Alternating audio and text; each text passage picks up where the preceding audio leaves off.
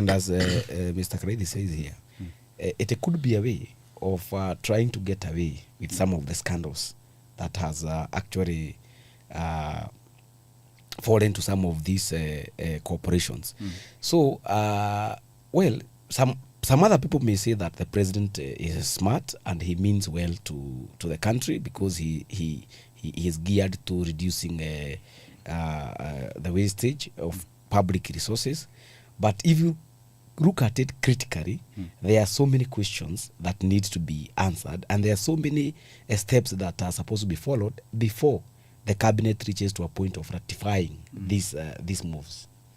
So are you trying to say that our God-given president? Yes, you see, our God-given president is instead of climbing a tree, it is supposed to be from the bottom. From the bottom. Yes. He is actually climbing it from the top. Our God-given president has decided.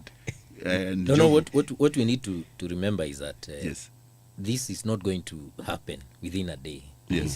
This is a process. Yes.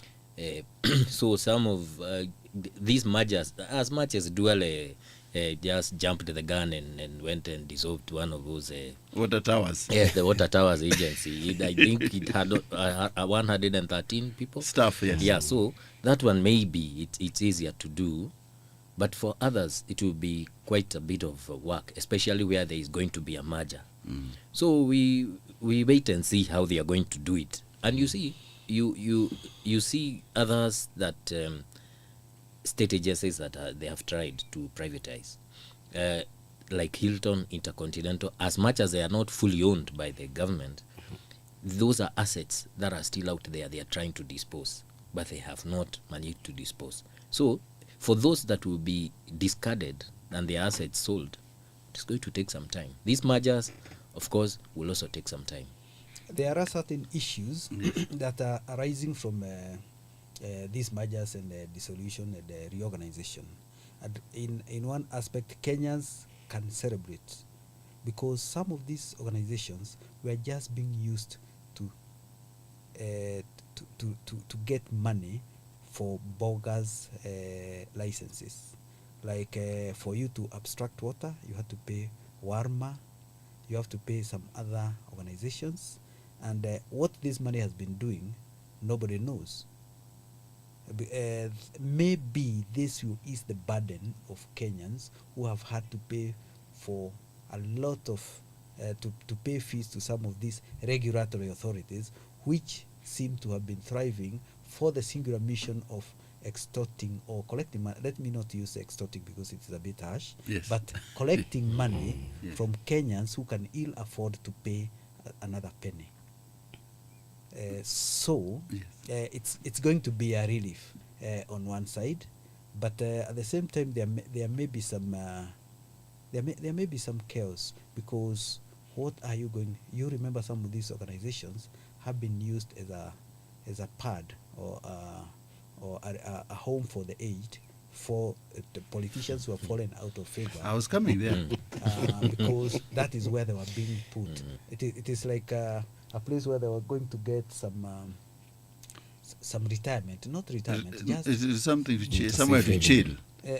Not even to chill, just a bone. You know, a bone is not supposed to have meat, but to keep a dog busy, you give it a bone and then it will go through the motions of eating meat.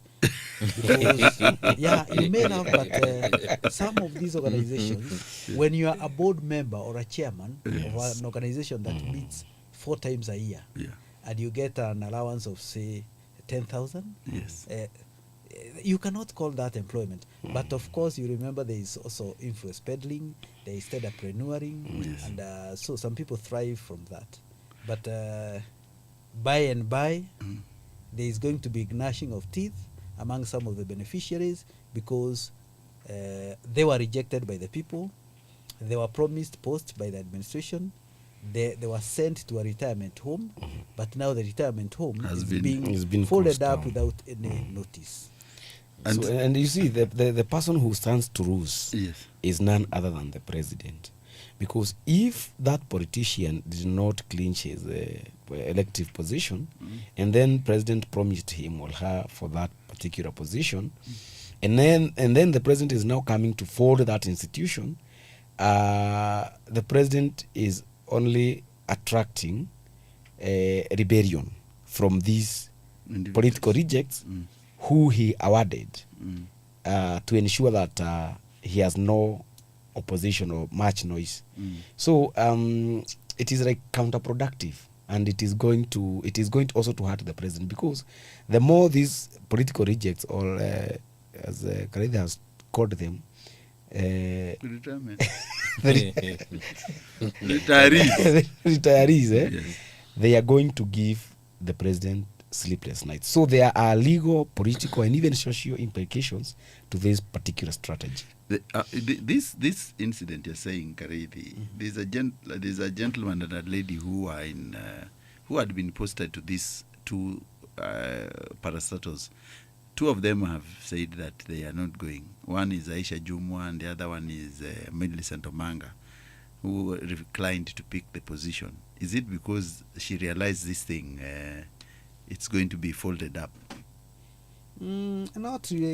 It has got something to do with ego and, of course, the financial issues, because if you are appointed to chair a board or to be a member of a certain organization, you are supposed to be grateful to the president. But grateful for what? A bond that has been cleaned sweep?